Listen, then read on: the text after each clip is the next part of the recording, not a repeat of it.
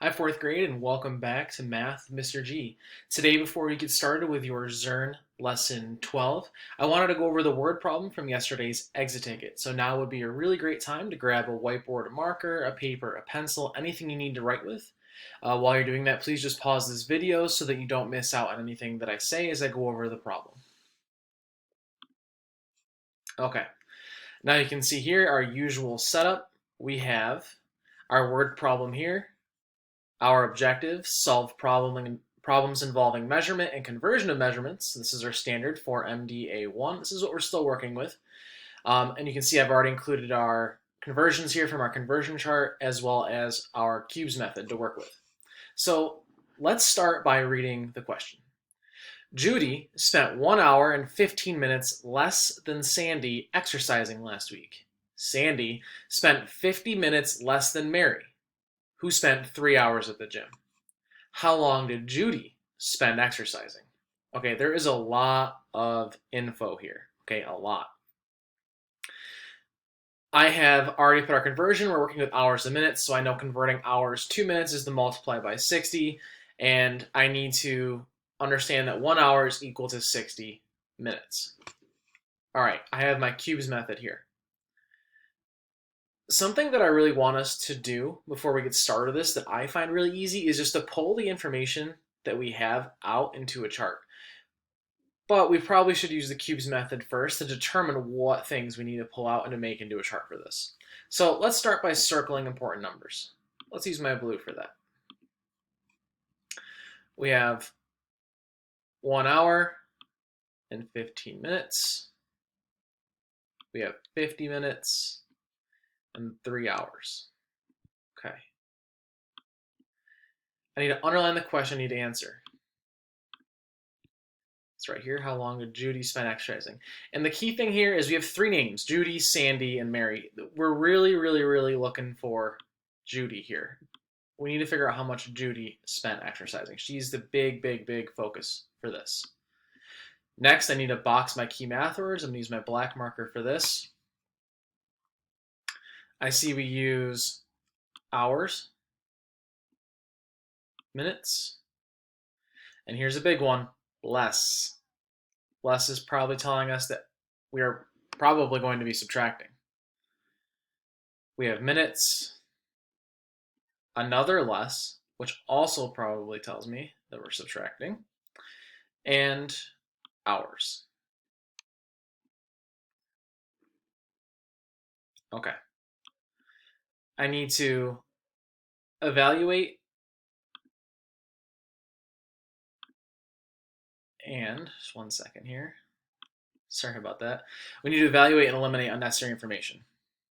Okay, we do care about their names because we need to know how much each one is. We can get rid of exercising last week.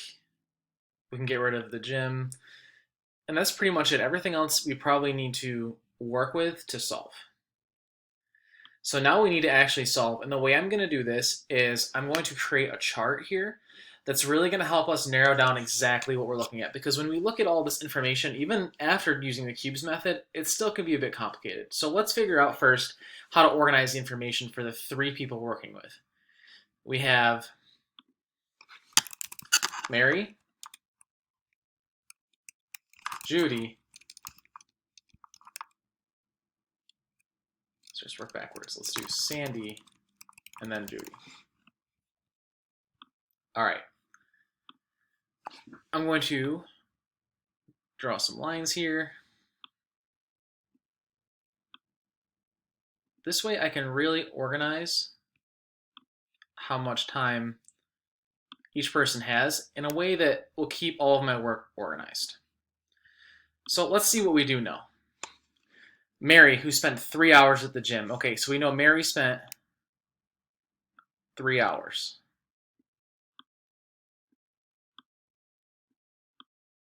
Sorry about the handwriting. It's a bit hard with the mouse at times. Next, we got to figure out Sandy. Sandy spent 50 minutes less than Mary. Okay, well, all we have to do here is subtract. We have to subtract 50 minutes from Mary's 3 hours. We're kind of just working our way back here. So if I have 3 hours,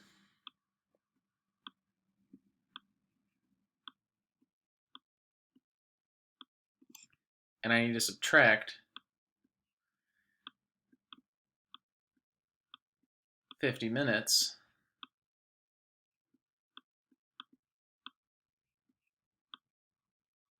you can see that we have nothing in minutes up here. We can't just subtract right from hours, so we actually have to borrow and convert, like I showed you last time. I'll use my blue marker to show work with this, so you guys can see the difference. So I'm going to borrow 1 hour from here, making this now 2 hours. Bringing that 1 hour over, we know 1 hour is 60 minutes, so I'm going to put 60 minutes here. So now I can subtract. So I'm still working with my minutes. 0 minus 0 is 0. 6 minus 5 is 1. Still working with hours here. And I have 2. Okay, 2 hours and 10 minutes. That's how much Sandy had. So I'm going to put that in here. 2 hours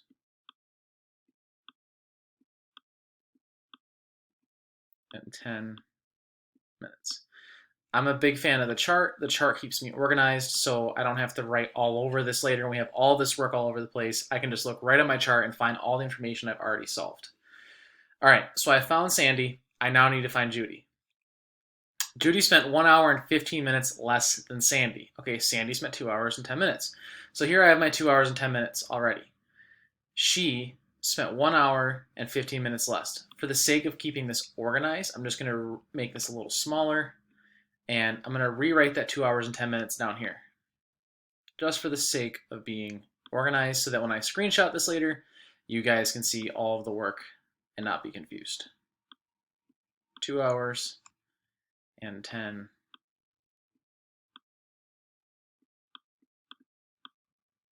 minutes. 1 hour and 15 minutes less. So 1 hour and 15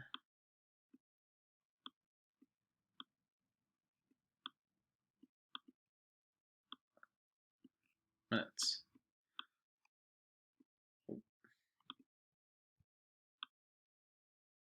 Okay. Right off the bat, we can see we can't subtract, so we need to borrow and convert. I'll use my blue marker again. I need to borrow 1 hour from here, which we know to be 60 minutes. 60 plus 10 is 70. So this 10 minutes is now 70 minutes. I need to subtract. So of course we bring down our unit.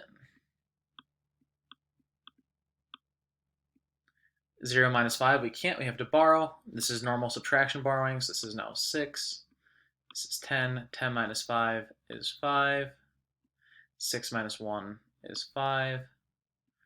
1 hour minus 1 hour is 0 hours. Okay, so we know that Judy spent 55 minutes. So I'm going to put that over here.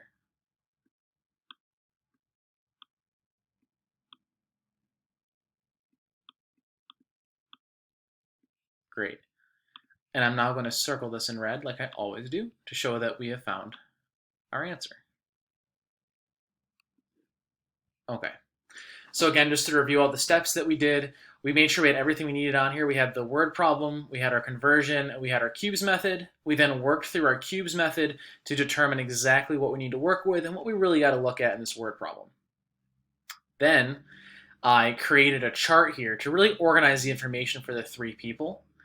The chart is a very useful strategy because when I'm looking at all of this work here in front of me, it can be a bit confusing, especially when I'm trying to follow 2, 3, 4 steps. I don't want to subtract or add or do anything with numbers that is incorrect. So this will keep me organized.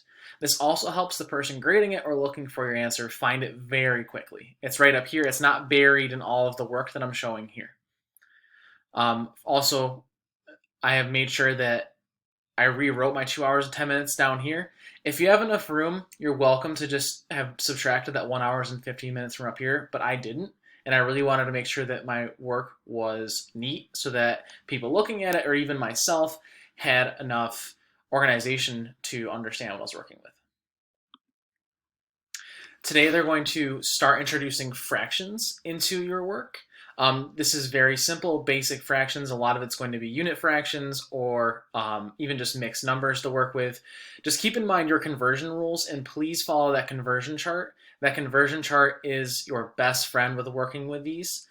I, of course, will be going over the questions on our exit ticket tomorrow in our video. If you have any questions, please get a hold of me on Dojo or on Google Classroom. Thank you, and I'll talk to you guys tomorrow.